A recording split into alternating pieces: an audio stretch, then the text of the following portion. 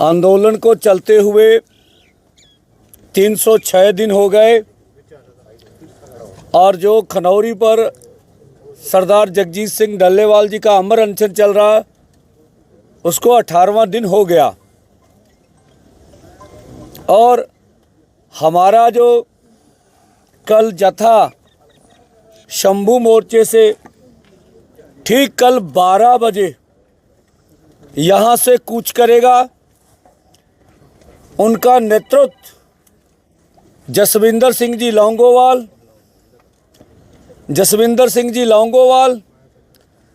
Melchi Singh ji गुलामी वाला और अन्य साथी हमारे जो स्टेट के हैं वो करेंगे। और देखिए जिस तरह से सरदार जगजीत सिंह डल्लेवाल जी की सेहत का समाचार प्राप्त हो रहा, बड़ी क्रिटिकल पोजीशन में है वह। पूरा देश इस बात से चिंतित है और पर मोदी सरकार हमारे खिलाफ प्रचार प्रोपोगंडा करने में जुटी हुई है। अंबाला डीसी चिट्ठी लिखते संगरूर डीसी को भी उनकी सेहत की चिंता है हमें। इसके पीछे षड्यंत्र भी हो सकता है कि अंदर क्या कुछ बन रहा, क्या कोई योजना बन रही है। और जो हमने कल भी कहा था डिजिटल इमरजेंसी लगाने की तैयारी हो रही है। हम आपके माध्यम से फिर बोलना चाहेंगे सबको, अगर डिजिटल इमरजेंसी लग जाए, हमारे पेज और मीडिया को दूर धकेल दिया जाए हमसे, सोच लेना मोर्चों के ऊपर सरकार हमलावर रुख अपना रही है। तो मोर्चों की ओर, शंभू मोर्चे की ओर, खनौरी मोर्चे की ओर, अन्य मोर्चों की ओर बढ़ना, ये संकेत हो जाएंगे। भी है ये केरला से है, सैमिटन यूनियन जो 17 यूनियन ये केरला से हमारी सपोर्ट करते। 100 के तमिल से भी बहुत से लोग हमारे पास यहाँ आए, सोए हुए थे, कल के चले हुए हैं और इनको हम बाद में बुलाएंगे। बहुत सारी बातें अभी नहीं मालूम, मैंने बोला जो बोल रहे हैं परिचय भी हम लोग बता देंगे। बस मैं कहूँगा 1 मिनट के लिए पीटी जूर अपनी बात रखें। लोग लड़ाई कर रहे, सारा देश का किसान का इश्यूज पर है। हमको एमएसपी लीगल गारंटी मिलने के लिए पंजाब का किसान लोग इतना they are suffering a lot and we are all the South Indian farmers from Kerala, Tamil Nadu, Karnataka, everybody is with Punjab because of the climatic situation and the distance. We are not able to come and stand here because this kind of cold and this situation, weather situation, we are difficult to come and stand here in the struggle. But we are requesting the government, please come down for the discussions and bring the law. MSP Bhajpa के MP Ramchandra झाकड़ा जो है उनका आज बयान आया है। तो जो मैं बोल रहा था दुष्प्रचार में सरकार जुटी हुई है। अब जहां आंदोलन चला गया, जिस तरह से हमारा 100 आदमी 101 आदमी इधर बैरिकेटिंग की ओर बढ़ रहा है, जहां उन्होंने बैरिकेटिंग और पक्की कर ली है, एंगल्स वगैरह लगा दिए हैं। लगातार हम देखते हैं बिल्डिंग सेट चलता ही रहता है। बेशक ये देश के लोगों को लगे कि आप बैरिकेटिंग पार नहीं कर पा रहे, और हम ये भी मानते हैं भी जिस तरह का उधर से अर्धसैनिक फोर्स लगे हुए हैं, जिस तरह से वो गैसें हमारे किसानों के ऊपर मार रहे हैं, हंजू गैस और अन्य हथियारों का इस्तेमाल करते हैं, 101 आदमी की समर्था नहीं है वो आगे बढ़ जाए। लेकिन बात इससे बड़ी बात है, हमारा 100 का जत्था आगे बढ़ता है और सरकार का तशद्दुद सहता है, ऐसा हमने देखा। ये प्रक्रिया से हमारी बात, हमारा मैसेज भारत के हर गांव में जा रहा है। भारत के हर चूल्हे पर जहां हमारी माँ बहनें काम करती है उनको पास हमारा संदेश जा रहा है।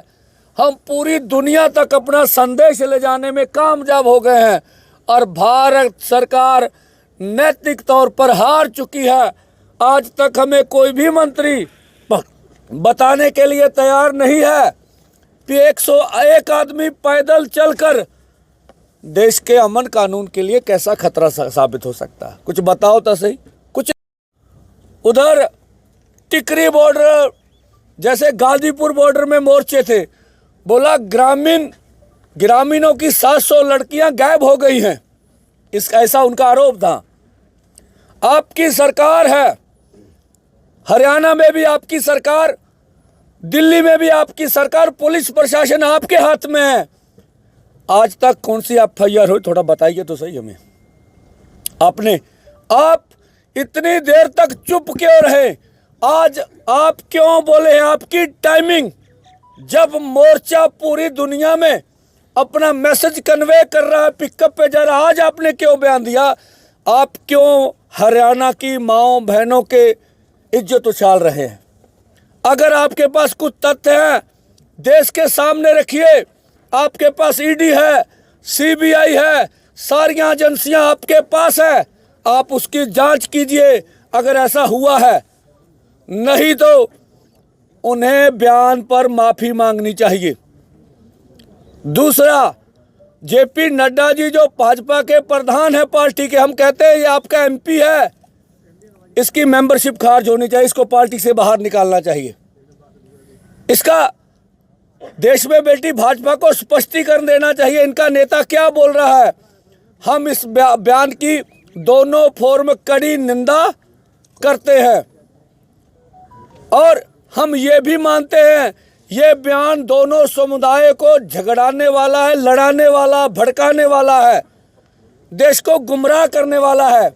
उन्होंने ऐसा भी कहा कि जो नशा हरियाणा में आज युवा कर रहे हैं, किसी किस्म का भी हो, वो बॉर्डरों पर बिकता रहा है।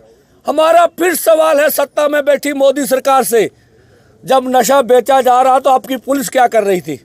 आपकी पुलिस मूक दर्शन बैठे क्यों देख रही थी? ये हमें बदनाम करने का सबसे बड़ा षड्यंत्र है। जो मैंने पहले बोला कि किसानों की समस्याओं को पर ध्यान देने के उनका कोई टाइम नहीं है, जो वो हमारे खिलाफ षड्यंत्र कर रहे हैं। उन्हें लगता है सत्ता पक्ष हो या विपक्ष हो, उनको लगता हम देश की पार्लियामेंट में किसान मजदूर का मुद्दा नहीं उठाएंगे। पहले अडानी जी के मुद्दे पर इतना हो हल्ला हुआ, यूपी के मुद्दे में, अब एक देश एक इलेक्शन का नया फार्मूला चल रहा है, संविधान पे चर्चा हो रही है। हम कहते हैं देश के रक्षा मंत्री को आज संविधान पे उन्होंने चर्चा करी है। हम बोलते हैं भाई ये कौन से संविधान के अनुसार हाईवे के ऊपर ये दीवार निकालेगी? रक्षा मंत्री जी कृपया देश को जरूर बताएं। हमने मीडिया में रखे जो सवाल हमने उठाए, अभी तक हमें उनका कभी भी जवाब नहीं आया और ना इस बयान का भी आएगा। वो बयान और जो हमारा मुद्दा चल रहा है उसको डीरेल करने के लिए आगे की बात और करेंगे। जो पंजाब वाले बोल रहे हैं भाजपा के लीडर, आप बोलिए हम नंगे पैर आपके साथ जाएंगे। ये कौन सा तरीका हुआ भाई बातचीत करने का? तो ये गैर संजीदा बातें भाजपा के प्रवक्ता पंजाब में करते हैं और हम फिर बोल रहे हैं कि किसान मजदूर आपसे दुखी है और वो आर पार की लड़ाई लड़ने के लिए तैयार बैठा है। इससे पहले कि वो आंदोलन इतना जोरदार करे, आप वार्ता शुरू कीजिए। आज जो सुप्रीम कोर्ट में जो ये सिलसिले में जो शंभू बॉर्डर पे डली हुई पटिशन थी, उसकी भी सुनवाई हुई और उसमें जो हमें मीडिया के थ्रू मालूम हुआ, ना हार्ड कॉपी है हमारे पास, ना वकील से बात कर पाया हूँ, दोनों फोरमों तो सोच के बोलेंगे असल में हमारा ऑफिशियल बयान क्या है।